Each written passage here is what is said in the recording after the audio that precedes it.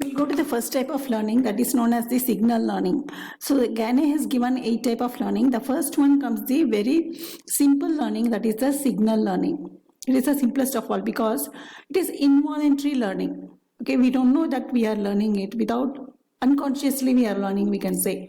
So something has evoked, okay, some stimulus has evoked, right? Signal learning is an involuntary learning resulting from either a single instance or a number of repetition of a stimulus.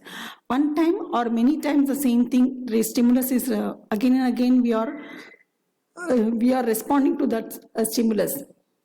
That stimulus is given repetition. Again and again it is repeated. The stimulus is repeated. So because of that, it evokes an emotional response in the individual. Okay, in that case, for example, a boy is going for the group singing, right? He is in the first standard, he go for the group singing. Then what happened now when he is singing in the group, that is somebody has some shouting has happened, or somebody slapped somebody or slapped him, that boy also. So because of that, a fear entered in his mind. So he is in this involuntary, what happened now, that creates a fear in his mind, that when he thinks about the group singing. Okay, whenever you talk about group singing, or he is supposed to go for a group singing, then immediately fear enters in his mind, right? And this fear comes because of the something happened. That singing, group singing is the neutral signal. Okay, neutral signal stimulus, we can say that did not affect him. But unexpected stimulus, what happened? Somebody has slapped or some shout. Because of this, he associates both of them. Because of this, the fear enters in his mind, that whenever there is a group singing, immediately fear comes out, right? The person, that is known as the signal learning. In order for signal learning to occur, there must be a neutral signal stimulus, and second is unexpected stimulus, which will evoke an emotional response in the learner, which he or she will associate with the neutral stimulus. What he is doing this, he is associating with the neutral stimulus. Actually, neutral stimulus did not do anything for him. That group singing did not do anything for that boy, but unexpected stimulus, what happened? Some slap, or somebody slapped him, or some shouting, somebody shouted at him. This is unexpected stimulus, and he is associating both. Means group singing means immediately comes that in his mind, and this is known as the signal learning, right? What in this type of learning, how it is helpful to you? Very simple. Okay, you are a mathematics teacher. So what happen is, in the normal classroom situation, what you have to do is you should evoke some pleasant emotions. There should be some pleasant emotions, a smile, or just giving some joke, uttering some joke, or making them very pleasant, giving them like small classes means chocolate is given to the children. So some sort of pleasant emotions is given to the students. And what will this student will do? This will associate this mathematics class, that is a neutral stimulus, and unexpected stimulus is teacher has given the chocolate, or teacher has given a beautiful smile, and or teacher has given told some very nice story, and they are discussed with the students very happily, some good moments. She has spent good moments with the student. These are unexpected stimulus. So students associate with these two, and they feel that mathematics class is, yes, I like mathematics class. A pleasant thing happens when we talk about the mathematics class. Like this, teacher has to use this signal learning. Okay, as a mathematics teacher, we should attempt to generate unconditioned stimuli which will evoke pleasant emotions in our students, and hope that they will associate some of these pleasant sensations with the neutral signal. What is that? Our mathematical classroom. Okay, and next learning is known as the stimulus response learning. This is the next level of learning.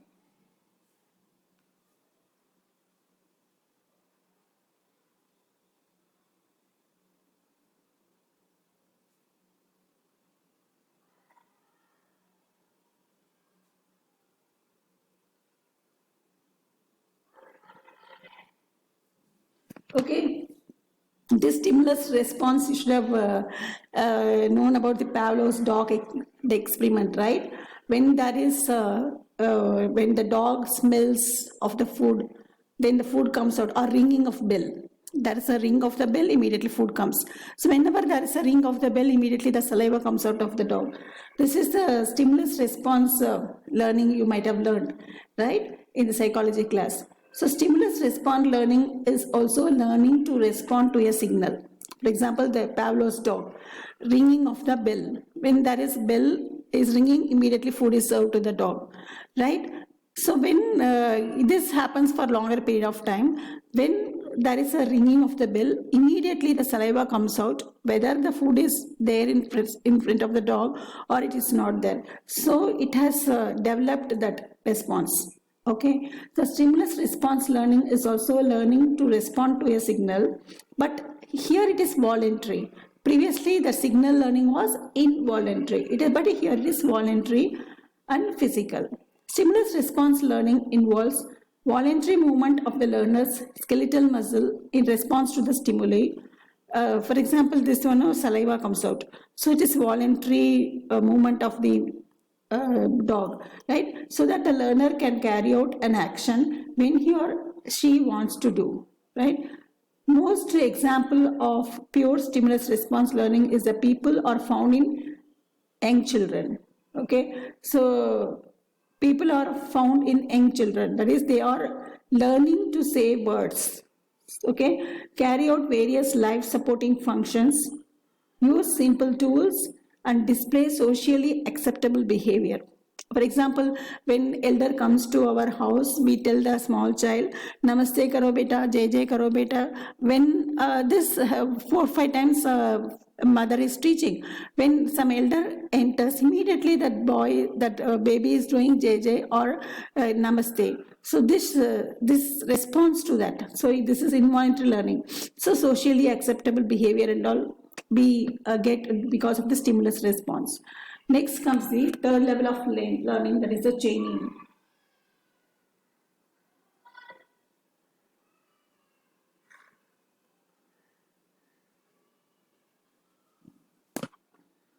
That is, chaining is a sequential connection of 2 or more previously learned non-verbal stimulus response actions.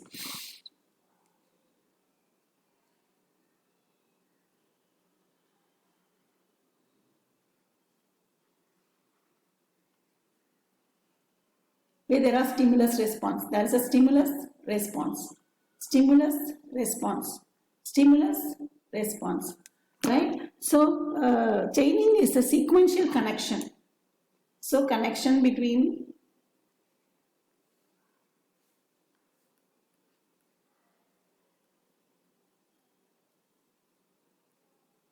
chaining is a sequential connection of 2 or more previously learned non-verbal stimulus response. This is previously learned. Okay, these are the things are previously learned.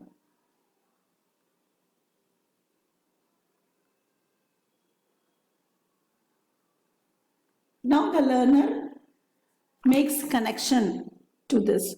Okay, so previously learned non-verbal stimulus response actions. The examples of chaining are typing. For example, the child is there.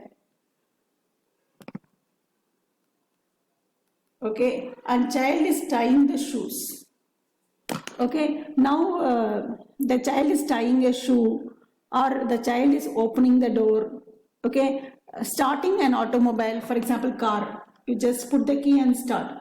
Okay, throwing a ball, sharpening a pencil, and painting a ceiling. These are the examples of chaining. Because why we can say that why automobile, starting an automobile is chaining. First, you know how to open the key, use the key, right? That is stimulus response. The key is given to you, you know how to open it, right? Same way, that key you just put it into the slot and just open. Okay, then the car petrol enters the car and you just you know how to press the this one clutch and all, right? So clutch automatically the leg presses and then you go to the first gear and then the car starts. So these are one by one, all the stimulus are getting connected. So this connection happens. This is known as the chaining. So in order for chaining to occur, the learner must have previously learned each stimulus response link, okay, required in the chain. For example, I told you putting the key inside and then turning the key, that learner should know before. And then you just pressing the clutch and just taking it to the first gear, that learner should know before. So these are the things the learner must have previously learned, such stimulus response link required in the chain. If each link has been learned, the chaining can be facilitated by the helper, helping the learning establish the correct sequence of stimulus response act for the chain. Okay, this all the small things the learner know already. Okay, then this chaining helps, facilitates by helping the learner. Now you are facilitating the learner to establish a link between them. Okay, correct sequence. It is done in the correct sequence. So most activities in mathematics which entail manipulation of physical devices such as rulers. For example, the child is using the scale and he is using the compass, he is using geometric different shapes, okay, and these all require chaining. Learning to bisect, for example, the child knows how to use the ruler, how to use the compass, how to use the rounder and all this geometrical instrument. Now you are teaching the child how to draw a bisect. Okay, the child knows already all this, then how to use it in the sequential manner. Then he is able to bisect the given line, right? And this is known as the chaining. So previously learned one, right?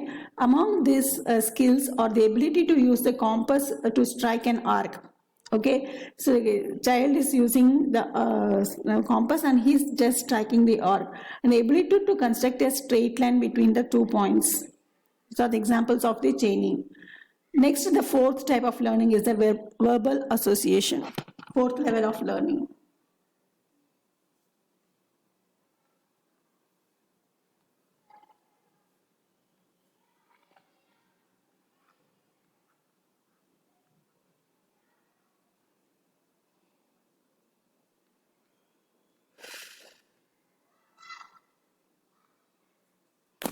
What is verbal association? Verbal association is chaining of verbal stimulus. That is, the sequential connection of two or more previously learned verbal stimulus response action. So it is according to the verbal stimulus response action. Previously it was non-verbal.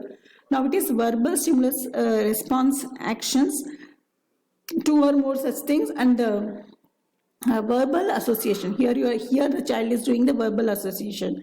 Okay, chaining is done in the verbal association, we can say.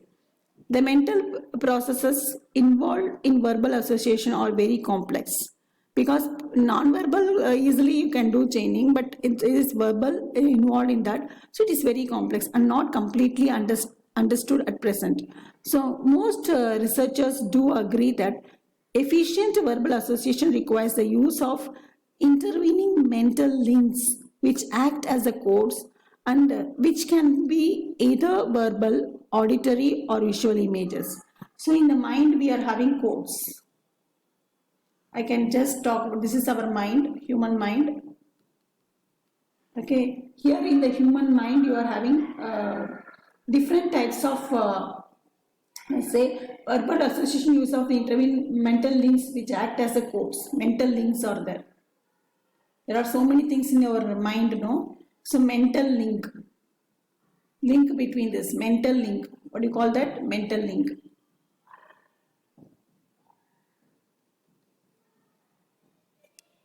Okay, so this verbal association, you can say, that is, it is the intervening mental links which act as a code, which can be either verbal, this can be verbal, auditory or visual images. We can call it as verbal, auditory or visual. It may be verbal.